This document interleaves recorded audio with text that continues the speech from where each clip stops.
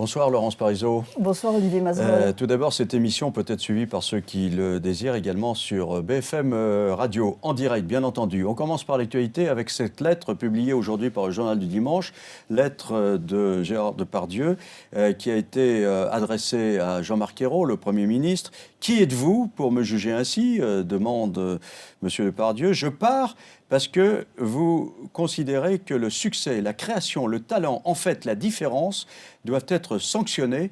Nous n'avons plus la même patrie. » Vous partagez son sentiment ? Il y a beaucoup de choses à dire sur cette affaire. Je crois que la première chose peut-être à rappeler, c'est que Gérard Depardieu, c'est un immense talent. Et que nous ne sommes pas égaux face au talent. Nous sommes égaux en droit, mais il y a effectivement des personnes dans le monde de l'art, dans le monde du sport, qui ont des talents exceptionnels. Donc je crois que c'est la première chose qu'il faut avoir à l'esprit, et on devrait être fiers d'avoir chez nous, en France, dans notre pays, comme compatriote, un homme comme Gérard Depardieu. Et j'insiste là-dessus parce que j'avoue avoir été très choquée par tout ce qui a été dit ces derniers jours, ou même dans la journée d'aujourd'hui, à propos de Gérard Depardieu. Minable Alors je ne parle pas de minable, parce que le Premier ministre n'a jamais dit que Gérard Depardieu était minable. Il a parlé du geste, du comportement, mais il n'a pas parlé de l'homme. Et je crois qu'il faut faire attention aussi et ne pas déformer ce qu'a dit le Premier ministre. En revanche, on a entendu des critiques d'une violence inouïe. Vraiment, toute la journée d'aujourd'hui, Gérard Depardieu a été honni, vilipendé, et ça, c'est tout à fait regrettable. Et puis surtout, tout ceci peut-être occupe les médias, mais nous empêche de regarder le fond du sujet. Le fond du sujet, ce n'est pas l'homme Gérard Depardieu, le grand acteur Gérard Depardieu. Le fond du sujet, c'est qu'il y a aujourd'hui dans notre pays une folie fiscale qui est à l'œuvre. Je ne m'intéresse pas à la fiscalité des personnes. Je peux parler de la fiscalité des entreprises. Et il y a une folie fiscale qui est à l'œuvre qui répond à une autre folie, qui est la folie de la dépense, la folie de la dette.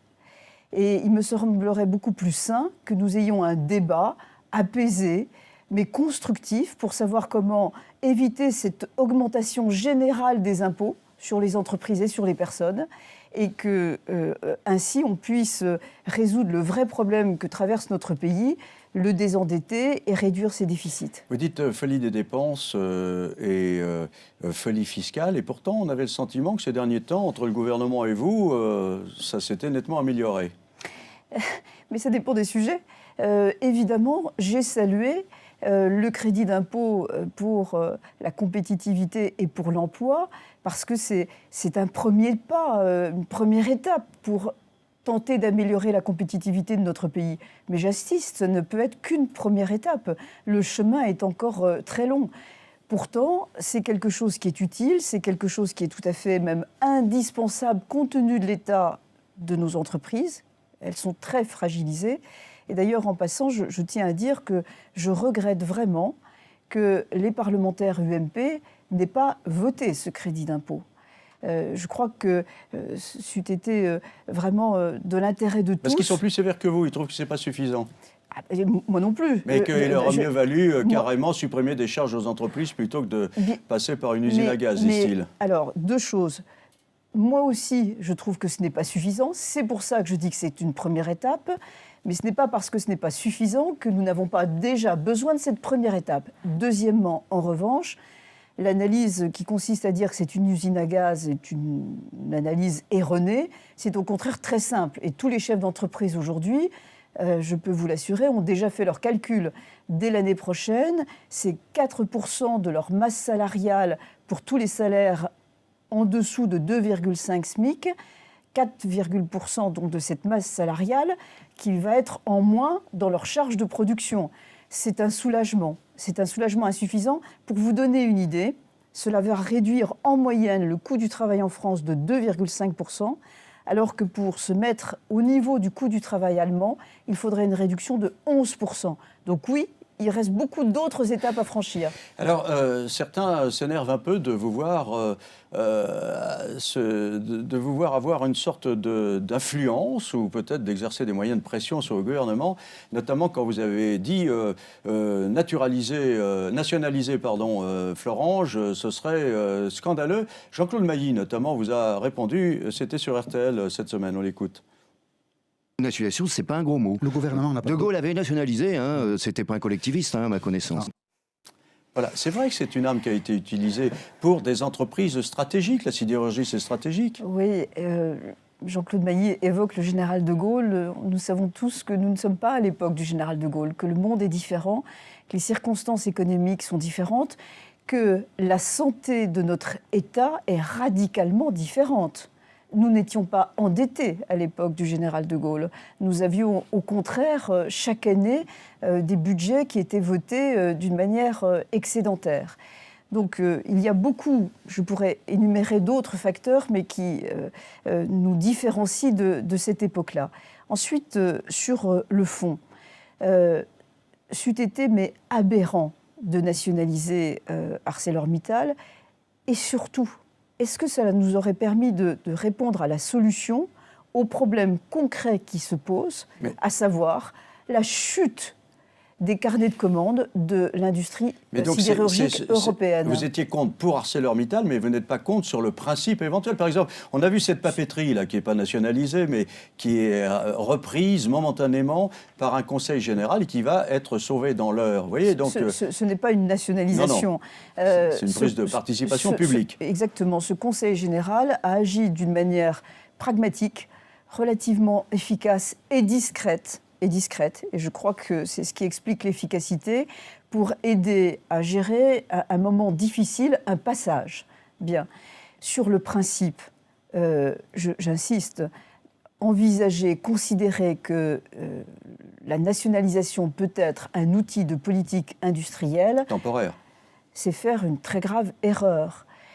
Qu'il y ait des circonstances exceptionnelles, comme ce qu'a connu par exemple l'industrie automobile américaine, au moment de la gravité de la crise en 2008, 2009, quand Barack Obama dit « General Motors est en faillite ». En faillite. Il y a un seul moyen pour faire en sorte que cette entreprise puisse espérer revivre et se développer. C'est une nationalisation temporaire. Mais au même moment, Barack Obama, dans un discours qui est assez célèbre, que j'invite tout le monde à réécouter, au même moment, Barack Obama dit « Mais cette nationalisation ne peut être que temporaire et à condition que des emplois soient supprimés, que des usines soient fermées, que des restructurations majeures soient opérées. » Donc, je ne crois pas que nous étions dans cette logique-là à ce moment-là. Et en plus, est-ce que finalement, nous n'avons pas atteint le mieux qu'on puisse envisager ?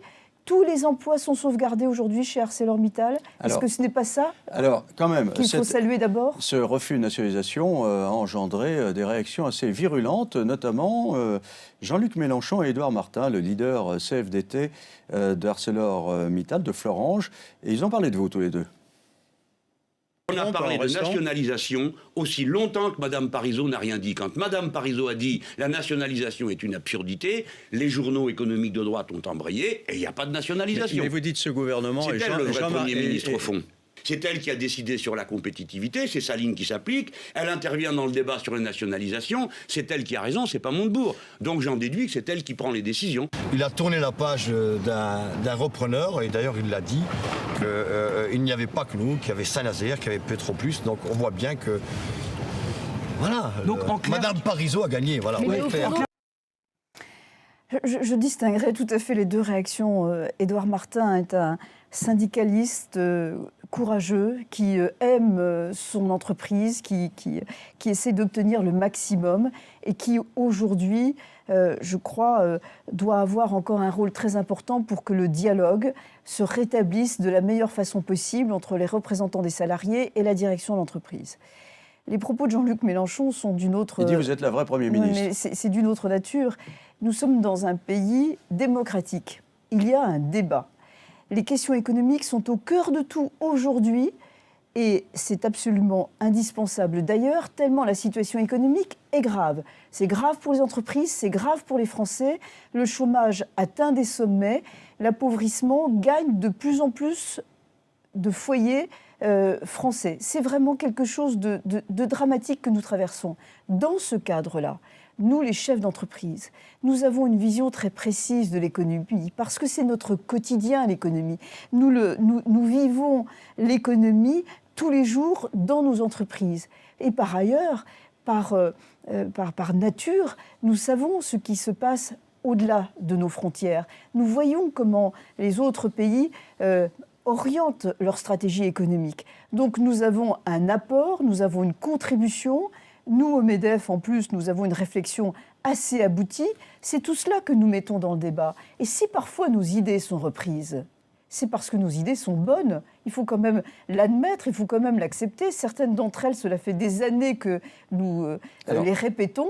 La compétitivité, ça fait des années. Je suis heureuse de voir que c'est enfin au cœur du débat, au centre de la table. Eh bien, on va voir si vos idées sont suffisamment bonnes, ou en tout cas sont bonnes aux yeux du gouvernement sur tous les plans. On parle de la croissance dans un instant.